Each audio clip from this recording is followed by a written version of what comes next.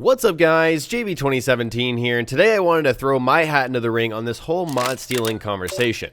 Ever since console mods launched almost 2 weeks ago, I've been praising the Bethesda.net system for its ease of access and the fact that it offers a way for console players to have a similar modding experience like those on PC. I even made a video calling the launch of console mods a triumph and a complete success, but what I didn't talk about is the rampant issue of users stealing mods and releasing them as their own content without permission.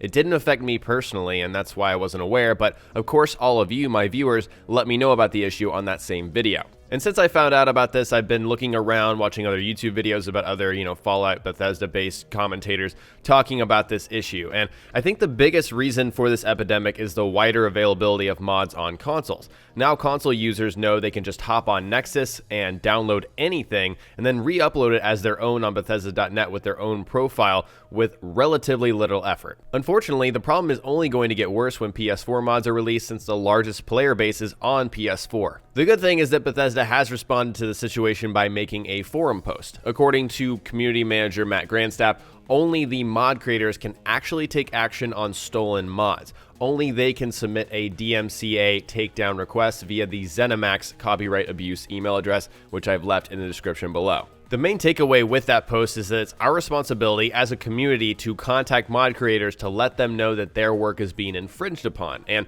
if we see any instance of someone reusing a mod without permission or just blatantly re-uploading another mod, it's our responsibility to contact the mod creator so that they can take action. And just to show you guys, the easiest way you can do that is by clicking on View Profile underneath the mod creator's name on Bethesda.net. That's shown on literally any of the mods that the creator has made and uploaded, and then sending them a message. You just click the message button, you can type up a message, send them, saying, hey, this person specifically is infringing on you, you should take action. And the biggest thing, once again, to remember to speed up this process and make it as painless as possible for everyone is that only the creator can take action. Everyone else can help highlight the issue by contacting the mod creator, but let's not all spam the copyright abuse email unless we actually created the mod. That is up to the mod creators to actually follow through with that issue. Apparently, there's also been some debate about whether downloading and then re-uploading a mod, unchanged or not, permission or not, is okay. And some people have actually been arguing that you should be able to steal mods, that people should be able to take credit for others' hard work on a free modding platform. I think that's absolutely 100% ridiculous, and while it's not the exact same thing, that's like arguing that people should be able to download and re-upload my YouTube videos and claim them as their own without asking for permission or anything. And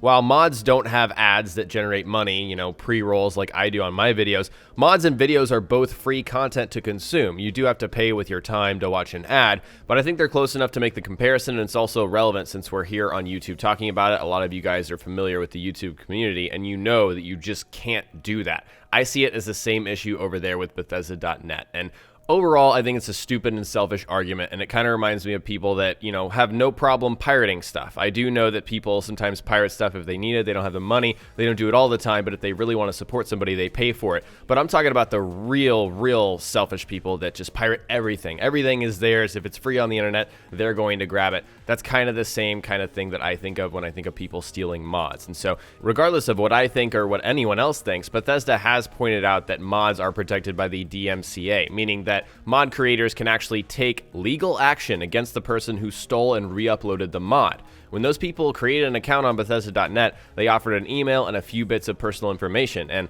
long story short, if you steal a mod, you need to prepare for the possibility of legal action against you. While I'm glad Bethesda addressed this issue, they didn't exactly offer a solution. And I think their post was more of a, this is how you can combat this problem that we can't prevent from happening thing. And I honestly can't think of a solid solution to the issue outside of some sort of content ID copyright system similar to what YouTube has. If you submit a mod, it is entered into a system, and then every single mod that's, submitted to Bethesda.net after is kind of compared to the rest of the mods. Then they can pick and sort out which ones were, copied and whatnot. But the system on YouTube already has its own problems with companies abusing their power to take down videos for no apparent reason. It has gotten better with the money issue recently, but I don't think think that a content ID system is the best solution in this case. And the reason why Bethesda hasn't solved this issue is because protecting user-generated content that relies on the content of their own game is unusually tricky. I mean, it's hard to find another situation where we've got this much user-generated content that relies on a game,